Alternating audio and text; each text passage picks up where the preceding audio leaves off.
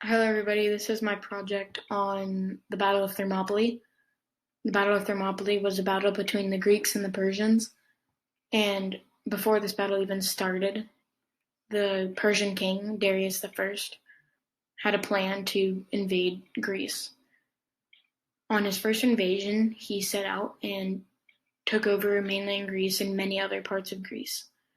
Once he reached Marathon, he was met with 10,000 Greek soldiers, and the Greek soldiers were down 2.5 to 1 compared to the Persian soldiers. Darius saw a win and he didn't think much of it, but once he lost, he got really mad and he decided to retreat back to Persia. In Persia, there were many setbacks in his other plans, so it took him a while to get to what he was doing, but before he was able to make a second plan, he died of old age, and his son Xerxes I became king, and he decided to avenge his father. And so he came up with a second plan to invade Greece from the north and to flank them from the south with his navy. But he decided that he had to make troops first, a large army of troops. So he took his time and created 250,000 soldiers. So he set off to Greece, and once he reached Thermopylae, he was going to take it over. And if he took that over, then he would win. He would basically win the battle of the whole invasion, because he would be able to flank the Greeks from behind and he would be able to win the whole battle. And so Leonidas heard about this and he went to go take over and defend that area, that small pass between Thermopylae and the other city-states of Greece. So Thermopylae was a small pass through a stony valley that was blocked on one side by mountains, and on the other side it was edged by a large ocean. It was about 53 wide and was perfect for the Greek phalanx formation. And once Xerxes came up to Thermopylae, he decided to send out a messenger to give the Greeks a chance to surrender.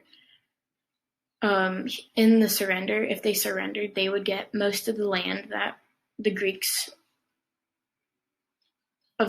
would get most of the land that Xerxes took over. So many Greek soldiers accepted, but overall it was declined, and Xerxes was angry. So he decided to send out his first troops. And his first troops were infantrymen that were armed with thin leather armor. They had short spears,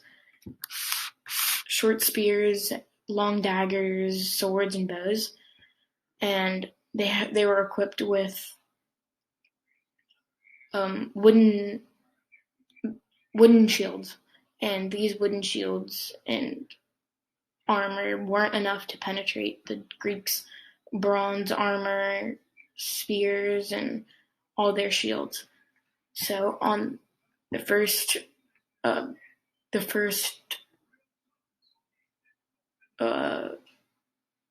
when Xerxes sent out his first troops, they all perished against the Greeks' heavy infantry, and that was the first day out of the 3 days. And on the second day, he decided to set out his immortals, and the immortals were well-trained infantrymen that were made up of exactly 10,000, and every time a soldier either died or was sick, they were replaced immediately. That's hence the name Immortals. And when they set out to attack the Greeks, they were also met with the same fate, which was death. and Xerxes was angry, and he didn't like this. But at sea, the Greeks had triremes, which were these were triremes. They are long boats, which were moved by oars and paddles, and they needed around 200 sailors to move them with one pilot. On the front here, there was a ram, which was to ram into enemy vessels and ships, such as the Persian ships, but not all of the ships sank, so they were usually met with hand-to-hand combat. And that's most of that. And on the first day, the Greeks had around 250 to 300 ships or triremes, and the Persians had around 1,200 of their Persian ships. So during that day, there was a large thunderstorm, that took out more than half of the Persian ships. And on the second day, the Greeks had taken out the rest of the ships. And the Greeks thought that they might have a chance to win the war after all that had happened. And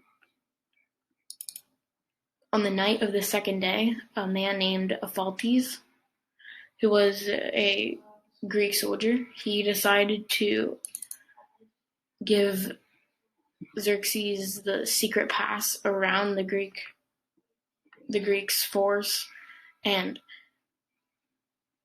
Xerxes decided to take that path around the Greeks. Once Leonidas heard about this, King Leonidas, the king of Sparta, once he heard about this, he decided to send half of his army out, and he took the rest of his army with him to block the movement of the other Persian armies from the secret passage. At this battle, the King Leonidas died, and his troops made 4 attempts to go and retrieve his body, but they weren't successful, and the rest of his troops retreated. And once Xerxes reached the end of Thermopylae, he had finally won the battle. And there were many casualties at this battle, including about 20,000 Persian soldiers that had died and around 2,500 Greek soldiers that had died. And the aftermath of this battle was that Xerxes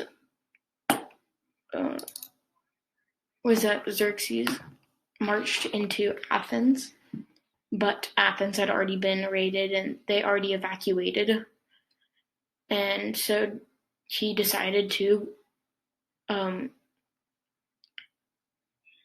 go and take more land. But when he reached the other Greek city-states, he was met with the remaining Greek soldiers at the battles of Salamis and Plataea. And these 2 battles were the final battles of the invasion. And when the Greeks won these 2 battles, the Persians decided to retreat. And when they retreated, the war was over, and the Greeks won the invasion. But if the Greeks hadn't won the invasion, or if they weren't there at the Battle of Thermopylae, our history could have been changed forever, including many historical accounts. And here are some extra pictures about what happened after the battle. So this is what it looks like now. And that's my project. I also made this is my diorama of the battle. So over here would be where all the troops are, where the Greek troops are, and this is what the battle would have looked like in a smaller version. Thank you for listening to my project, and that's all I have. Bye.